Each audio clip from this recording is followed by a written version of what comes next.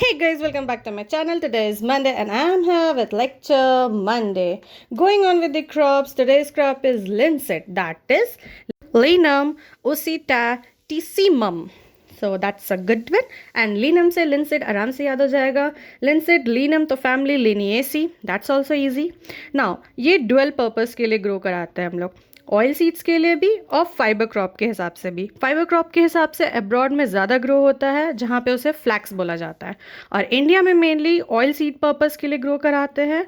इसके सीड्स में 33 to 47% oil content होता है, और पहले के बाकी ऑयल क्रॉप्स की तरह ये भी हार्ट पेशेंट्स के लिए बहुत सही होता है.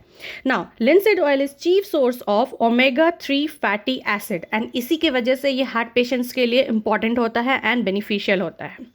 इसका जो फाइबर होता है, लिंसीड से जो फाइबर मिलता है, that is known as linen fibre. Now इसका सीड रेट क्या होता है? 30 to 35 kg per hectare.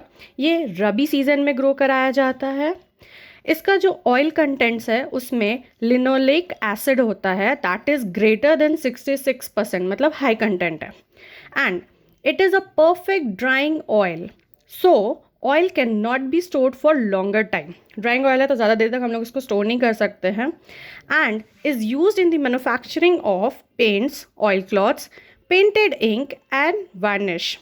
Now India में सबसे ज़्यादा इसका प्रोडक्शन कहाँ होता है? तो एमपी में, एंड सेकेंड नंबर पे यूपी में. नाउ बिहार और वेस्ट बंगाल में पायरा, और एमपी में यूटेरा के हिसाब से इसको ग्रो कराया जाता है.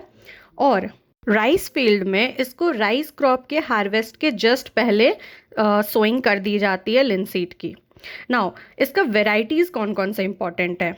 तो Jawahar 1 and 17, Neelam, Sheetal, Sheila, Mukta and garima. So if you liked it, so hit the like button, share it, and don't forget to subscribe my channel. I'll again come up. Till that, take care. Bye bye.